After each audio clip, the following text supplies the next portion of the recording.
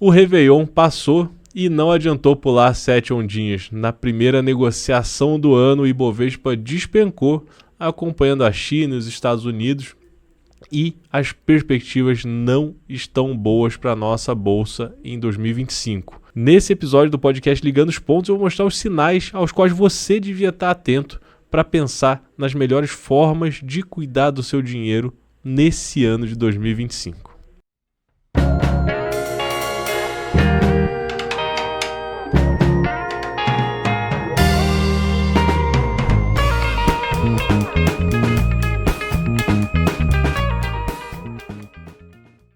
Feliz Ano Novo, sejam muito bem-vindas, muito bem-vindos ao nosso podcast Ligando os Pontos, podcast do Monitor do Mercado que vai ao ar todas as quintas-feiras no nosso YouTube e na home do Portal Terra, nosso parceiro.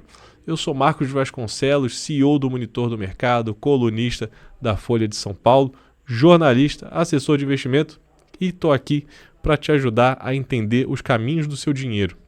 Se tiver alguma dúvida, sugestão, deixa aqui embaixo nos comentários do YouTube e peço também para deixar o seu like, se inscrever no canal caso você não esteja inscrito ainda, porque é assim que a gente consegue levar adiante as discussões, as questões que a gente tenta tratar aqui no Monitor do Mercado e no podcast Ligando os Pontos. Falei no começo do vídeo que não adiantou pular 7 ondinhas. A gente descobriu que, assim como cantaram os engenheiros do Havaí, o primeiro dia de janeiro é sempre igual ao último dia de dezembro.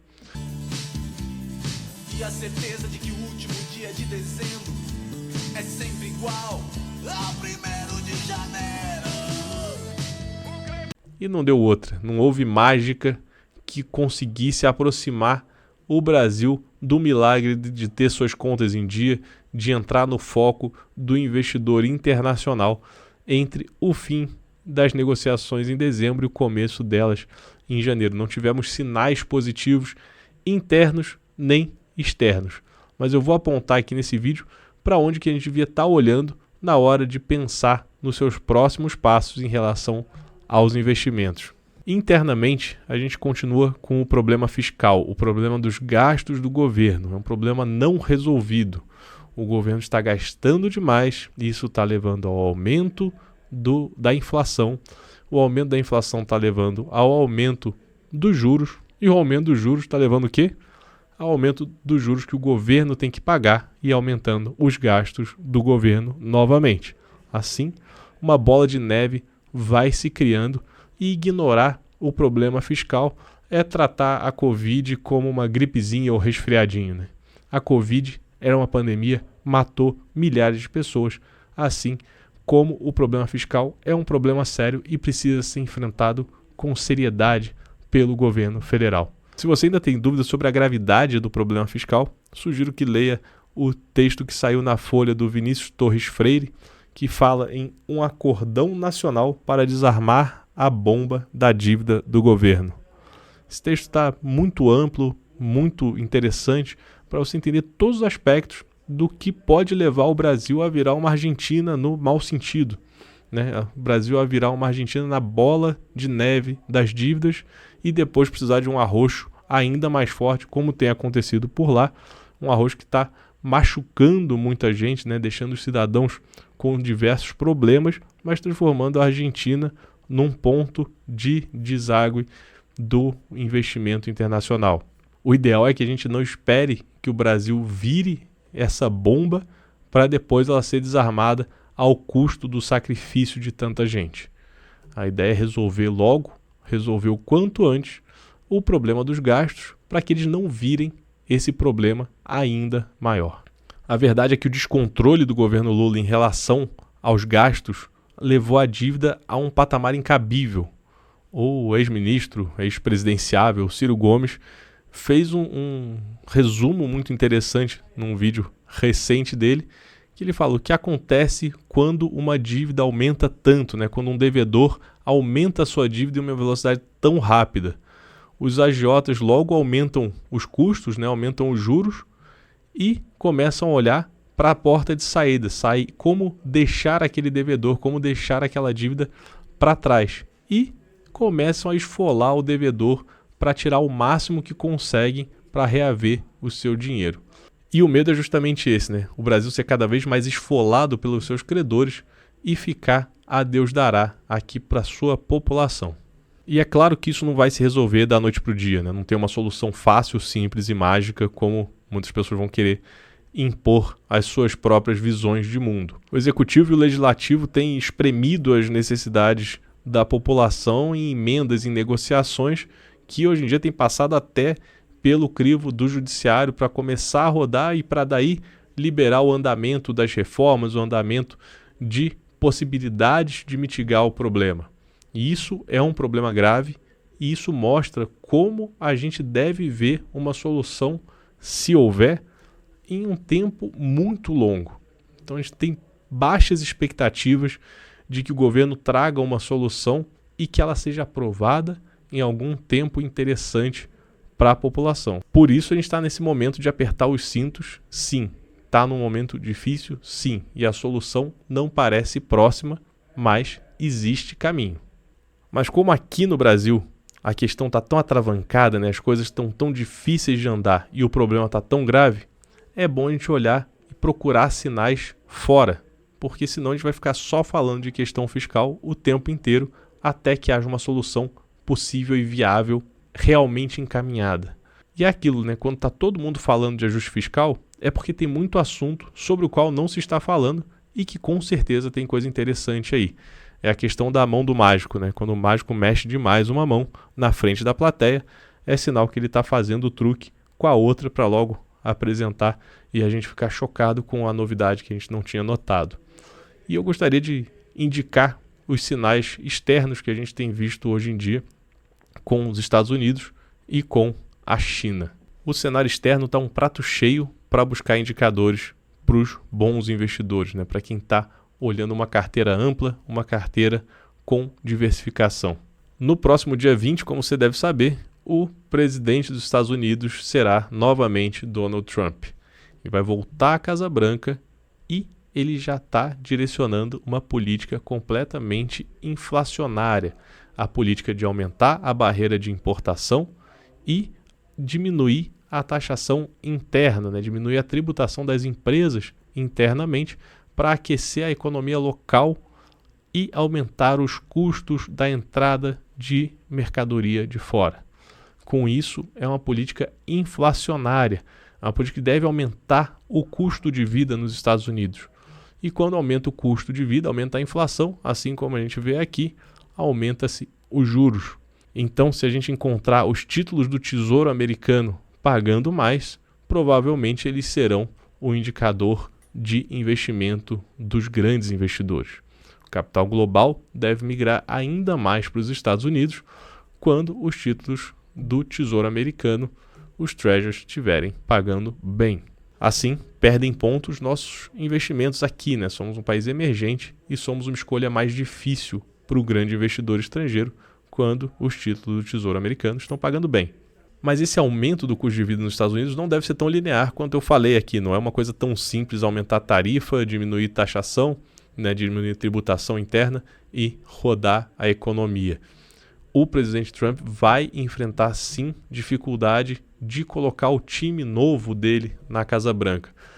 Por mais que os republicanos tenham conseguido o Republican Sweep, como a gente falou em outro vídeo aqui anterior, e tenham conseguido maioria, né, nas duas casas do Legislativo, além da Casa Branca, o presidente Trump está com uma equipe de outsiders da política, de empresários e executivos do mercado financeiro. E o Financial Times puxou esses dias esses nomes e trouxe uma questão muito importante, que é o conflito de interesses. Inclusive o Elon Musk, né, que tem sido muito festejado por parte dos eleitores, e muito criticado por outra parte, mas o famoso Elon Musk, ele enfrenta ali um conflito de interesses muito forte em relação à política americana. Se a política norte-americana vai aumentar a barreira para a importação de carros elétricos, quem ganha é a empresa do Elon Musk, que será membro do governo. Se o governo americano diminui a fiscalização em cima de criptomoedas, ele vai fortalecer empresas ligadas a alguns secretários que já são nomeados previamente, já foram nomeados previamente pelo Trump. E com isso a questão do conflito de interesses deve atravancar bastante a liberação das políticas já prometidas pelo Trump, porque uma vez que esse conflito de interesses é levantado, há os questionamentos, há as defesas, e com isso tudo fica meio atravancado até ser implantado, se for efetivamente implantado o que se disse na campanha e a vida real pós-eleição, né? Porque a gente sabe que turismo é turismo e imigração é imigração. No caso do Trump isso é ainda mais claro. Mas campanha é uma coisa e vida real pós-posse é mais difícil e não é tão simples assim. Então a gente não deve ter um aumento tão linear dos preços. A gente deve ter camadas, degraus, para isso acontecer, para o Treasury ficar tão interessante quanto se espera. Com isso, a gente já diminui um pouco essa pressão do dinheiro fugir do Brasil ou deixar de chegar no Brasil. Já tivemos uma grande fuga de capitais em 2024 e agora a perspectiva de 2025 é que haja essa fuga ainda maior se o Treasury ficar mais interessante.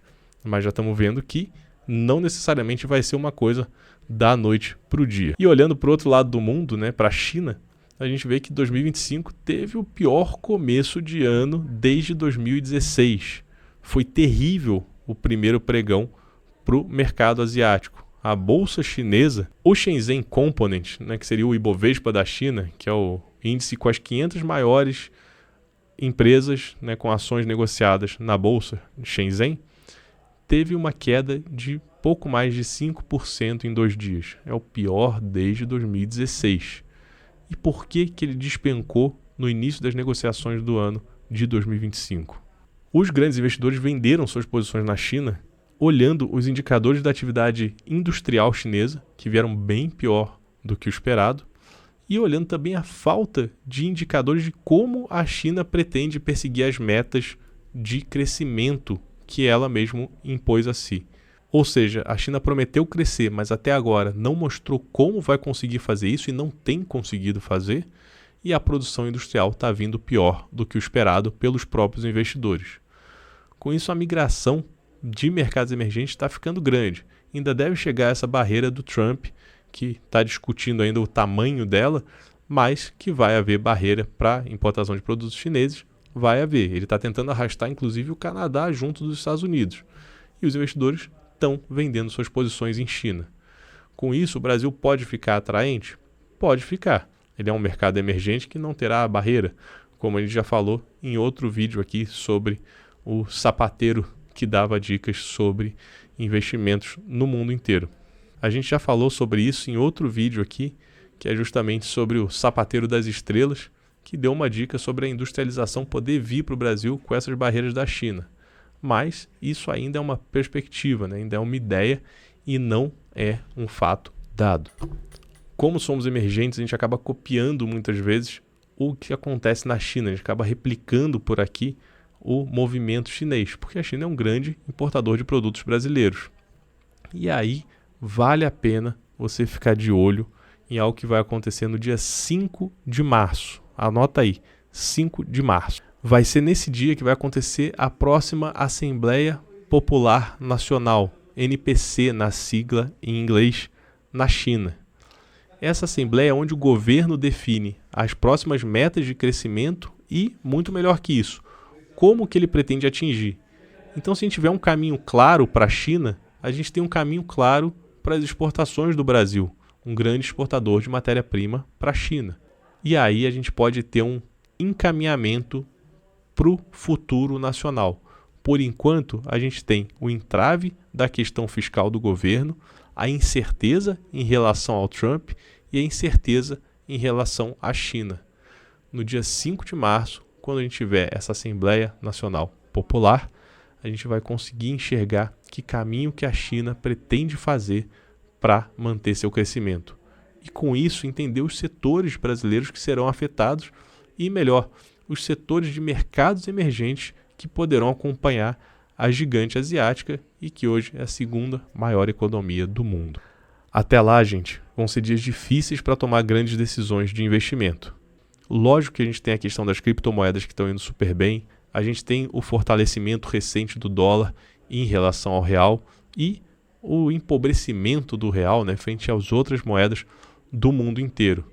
Mas a gente tem chances aí de destravar o potencial, inclusive da nossa bolsa, se houver um direcionamento claro da China, um ajuste certeiro do governo federal e a possibilidade de entender qual vai ser o timing, né, qual vai ser o caminho dos Estados Unidos nesse recrudescimento de regra para importação e nessa facilitação tributária interna. Esses seriam os sinais que eu acho importantíssimo todo investidor de longo prazo estar de olho para encontrar boas oportunidades e começar a formar uma carteira ainda mais parruda para esse ano e para os próximos 2 anos. Esse é o tema que eu queria trazer para você, essa discussão nesse podcast, porque também é importante a gente entender que às vezes é um momento mais de olhar, se afastar um pouco do mapa, olhar de longe e pensar em distribuir nossos investimentos do que efetivamente ter um caminho para seguir ou outro. Às vezes é hora de respirar fundo, entender o que está acontecendo no mundo e aí sim tomar decisões baseadas em fatos ou em perspectivas realistas e não em sonhos ou crenças. A gente está aqui para ajudar. Se esse vídeo te ajudou, por favor, envie ele para seus amigos, comente aqui com a gente, deixa o like, que isso vale muito e ajuda a gente a trazer cada vez mais gente para o nosso debate. Um abraço e até semana que vem.